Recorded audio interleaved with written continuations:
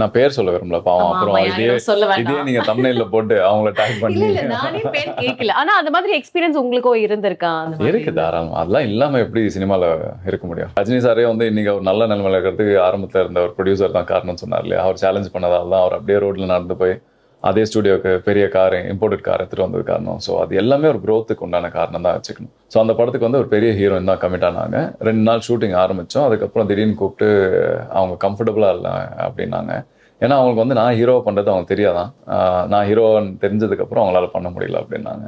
நான் பண்ணிட்டு இருக்கும்போது ஒருத்தரோட எனர்ஜி அங்க சரியில்லைன்னா தெரியும்ல. உங்களை கண்டிப்பா. டிஸ்டர்ப் பண்ணிட்டு இருக்கும், உங்களால பெர்ஃபார்ம் பண்ண முடியாது. எப்பயுமே நம்ம நல்லா பண்ணாலுமே இன்னொருத்தர் கொஞ்சம் நம்மளுக்கு ஹெல்ப் பண்ணாங்கன்னா பெர்ஃபார்மன்ஸ் வைஸ்ல Yeah. இன்னும் கொஞ்சம் புஷ் Better ஆகும். ஆகும். இல்ல உங்களுக்கு வெளில போகணுன்ற கமிட்மெண்ட் இருக்குன்னா அட்லீஸ்ட் அதை சொல்லணும். இந்த டைம்ல அது பண்ணக்கூடாது, தப்புன்ன உடனே எல்லாரும் பயந்துட்டாங்க நான் ஏதோ சண்டை போட போறேன்னு. அந்த அந்த அவருக்கு வந்து எதுவுமே அதுக்கப்புறம் பதில் சொல்ல முடியல. அதுக்கப்புறம் வந்து அவரும் ஏதோ சொல்லி சமாளிக்கிறார்.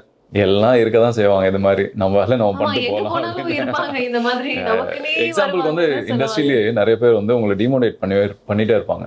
நாளைக்கு உங்களுக்கு இருக்குமா இல்லையான்னு தெரியாது, இருக்கிற காசு வச்சு ஏதாவது பிசினஸ் பண்ணிட்டு போயிடுங்க அப்படின்னு சொல்லுவாங்க. நீங்க அந்த படத்துல நீங்க சொன்னீங்களா அந்த ஒரு கேரக்டர் ஆமா. நல்லவனா கெட்டவனான்றது தெரியவே தெரியாது. ஆனா அதை கேரி பண்ணணும்ல அந்த screen presence. I think that take something. அதுக்கு வந்துட்டு அந்த உள்ள ஒரு நடிகன் வந்துட்டு வேணும். அப்படின்றது. எனக்கு எப்பயுமே நான் ஸ்டேஜ் என்னன்னா எனக்கு எதுவுமே தெரியாது. அவ்வளோ ஆடியன்ஸ்னால நான் மறைஞ்சிருவாங்க எல்லாமே. இந்த ஒரு light டிரான்ஸ்ல colour போயிடுவேன்.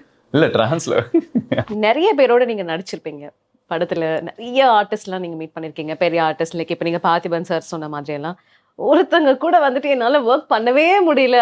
ஆனா I don't think you will have an answer for this because you're naturally ரொம்ப பேஷண்டான ஒரு பர்சன். ஆனா அது மாதிரி டாலரேட்டே பண்ண முடியாத சுச்சுவேஷன் நீங்க அட்லீஸ்ட் எக்ஸ்பீரியன்ஸ் பண்ணிருக்கீங்களா? நீங்க பேர் சொல்லலனாலும் பரவாயில்ல. இருந்திருக்கு. இருந்திருக்கா? நான் பேர் சொல்ல விரும்பல பாவம். ஆமா, அப்புறம் ஆமா, இதே யாரையும் சொல்ல இதே வேண்டாம். நீங்க தம்ப்நெயில்ல போட்டு அவங்கள டாக் இல்ல, பண்ணி இல்ல, நானே பேர் கேட்கல. ஆனா அந்த மாதிரி எக்ஸ்பீரியன்ஸ் உங்களுக்கும் இருந்திருக்கா? அந்த மாதிரி இருக்கு தாராளமா. அதெல்லாம் இல்லாம எப்படி சினிமால இருக்க முடியும்? இல்ல, ரஜினி சில சாரே பேர் வந்து லக்கி இல்ல. ரஜினி சாரே வந்து இன்னைக்கு ஒரு நல்ல நிலைமையில இருக்கிறதுக்கு ஆரம்பத்துல இருந்த ஒரு ப்ரொடியூசர் தான் காரணம்னு சொன்னார் இல்லையா? அவர் சேலஞ்ச் பண்ணதால தான் அவர் அப்படியே ரோட்ல நடந்து போய் அதே ஸ்டுடியோக்கு பெரிய கார், இம்போர்ட்டட் கார் எடுத்துட்டு வந்தது காரணம். ஸோ அது எல்லாமே ஒரு growth-க்கு உண்டான காரணம் தான் வச்சுக்கணும். ரீசெண்டாக கூட ஒரு படம், ஒரு ஹாரர் மூவி தான் அது. பெரிய டைரக்டர், ஒரு ப்ரொடியூசர் ஆனார்.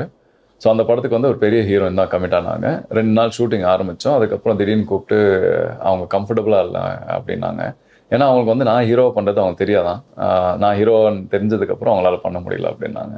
அதுக்கப்புறம் இன்னொரு படம் கிட்டத்தட்ட ஒரு 4th or 5th மூவி எனக்கு அப்போது ஒரு 7-8 இயர்ஸ் பேக் இருக்கும்.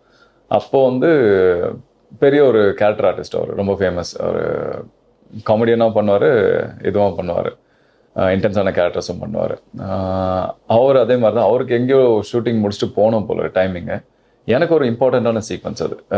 கிட்டத்தட்ட அங்கே தான் வந்து கதை வந்து ரிவீலே ஆகுது. நான் யார் அப்படின்ற விஷயம் வந்து அங்கே தான் ரிவீல் ஆகுது. இட்ஸ் அ லென்த்தி சீக்வன்ஸ், ஒரு கொரியோகிராஃப்ட் சீக்வன்ஸ். நான் இப்போ உட்காந்து பேச முடியாது. Couple of action involve. நான் இங்கே போகணும், வார்ட்ரோப் திறக்கணும், அங்கேருந்து எடுத்து ஆர்டிக்கல் போடணும், அதுக்கப்புறம் அவன் கிட்ட போய் அவனை வார்ன் பண்ணணும். அந்த மாதிரி ஒரு லென்த்தியான சீக்வன்ஸ் கொரியோகிராஃப் பண்ணியிருக்கோம். And this is something big for me அந்த டைமில். அப்போது நான் வந்து லைக் ஒரு 2-3 வாட்டி I wanted to see the monitor. அதுக்கப்புறம் கான்ஃபிடென்ட் வந்த பிறகு போகலாம். Because it was very important for me. எனக்கு முக்கியமான ஒரு பர்ஃபார்மிங் சீக்வன்ஸ் அது. நான் பண்ணிட்டு இருக்கும்போது ஒருத்தரோட எனர்ஜி அங்கே சரியில்லைன்னா தெரியும்ல. உங்களை டிஸ்டர்ப் பண்ணிட்டு இருக்கும், உங்களால் பெர்ஃபார்ம் பண்ண முடியாது. எப்பயுமே நம்ம நல்லா பண்ணாலுமே இன்னொருத்தர் கொஞ்சம் நம்மளுக்கு ஹெல்ப் பண்ணாங்கன்னா பெர்ஃபார்மன்ஸ் வைஸ்ல இன்னும் கொஞ்சம் புஷ் Better ஆகும். ஆகும், கண்டிப்பா. ஸோ அங்கே டிஸ்டர்ப் பண்ணிட்டே இருந்தார். ஒரு டைமில் வந்து ஏதோ ஒரு காரணம் சொல்லி ஏதோ ஒன்று பண்ணிட்டே இருந்தார். அதுக்கப்புறம் வந்து ஏதோ கிட்டத்தட்ட கொஞ்சம் மூஞ்சி காமிக்கிற மாதிரி பண்ணிவிட்டு அதுக்கப்புறம் வெளில போயிட்டு அதுக்கப்புறம் வந்து நான் வெளில போனேன். நீங்கள் ஒரு ஆர்டிஸ்ட் தானே, இப்போ யாராவது உங்களுக்கு இந்த மாதிரி சுச்சுவேஷனில் உங்களை பண்ணால் என்ன ஆகும்? உங்களுக்கு அட்லீஸ்ட் புரிஞ்சிக்கணும் இல்லையா, எப்படி ஹேண்டில் பண்ணுறோன்னு. உங்களுக்கு பர்சனலாக அவங்ககிட்ட ப்ரொடக்ஷனில் பிரச்சனை இருக்குது, இல்லை உங்களுக்கு வெளில போகணுன்ற கமிட்மெண்ட் இருக்குன்னா அட்லீஸ்ட் அதை சொல்லணும். இந்த டைமில் அது பண்ணக்கூடாது, தப்புன்னொடனே எல்லாமே பயந்துட்டாங்க நான் ஏதோ சண்டை போட போகிறேன்னு. அந்த அந்த அவருக்கு வந்து எதுவுமே அதுக்கப்புறம் பதில் சொல்ல முடியல. அதுக்கப்புறம் வந்து அவரும் ஏதோ சொல்லி சமாளிக்கிறார், எதுவும் பண்ண முடியல. அதுக்கப்புறம் ப்ரொடக்ஷன் எல்லாம் வந்து என்கிட்ட சாரி கேட்டாங்க. ஸோ அந்த மாதிரி சுச்சுவேஷன்லாம் நிறைய நடந்திருக்கு. ஆனா இது வந்து உங்களை எந்த அளவுக்கு பாதிக்கும் நீங்க நினைக்கிறீங்க? இது ஒரு எக்ஸ்பீரியன்ஸ், இதெல்லாம் இருக்கும்னு நினைச்சிட்டு நீங்க விட்டு போயிடுவீங்களா? இல்ல sometimes it will actually put you down like put you டவுன்ல சில சின்ன டவுட் வந்து வருமே தவிர, மேபி நம்ம வந்து அவங்க சொல்ற மாதிரி சரியில்லையோ அப்படின்னு டவுட் வந்தாலுமே it actually helps you to push better. Like அடுத்த வாட்டி யாருமே இவங்கெல்லாம் வந்து நம்ம முன்னாடி நிற்கிறதுக்கே வந்து பெர்ஃபார்ம் பண்ணுறதுக்கே யோசிக்கணும். அந்த அளவுக்கு அந்த மாதிரி தாட்டில் வரும், ஈகோ வரும். அதுக்கப்புறம் வரும் எல்லாம் இருக்க தான் செய்வாங்க இது மாதிரி. நம்ம வேலை நம்ம ஆமா, பண்ணிட்டு எங்க போகலாம் போனாலும் அப்படின்னு. இருப்பாங்க இந்த மாதிரி நமக்குன்னே எக்ஸாம்பிளுக்கு வந்து வருவாங்கன்னு சொல்லுவாங்க. இண்டஸ்ட்ரியிலேயே நிறைய பேர் வந்து உங்களை டிமோட்டிவேட் பண்ணிட்டே இருப்பாங்க. நாளைக்கு உங்களுக்கு இருக்குமா இல்லையான்னு தெரியாது, இருக்கிற காசு வச்சு ஏதாவது பிஸ்னஸ் பண்ணிட்டு போயிடுங்க அப்படின்னு சொல்லுவாங்க. அவங்களுக்கு தெரியாது இது எவ்வளோ முக்கியம் நம்ம லைஃப்ல அப்படின்னு, இது எவ்வளோ கனவு, எவ்வளோ பெரிய கனவுன்னு அவங்களுக்கு தெரியாது. ஸோ அந்த மாதிரி நிறைய பேர் இருப்பாங்க. பாவம்னு மன்னிச்சு விட்டுணும் அவங்க, அவ்வளோதான்.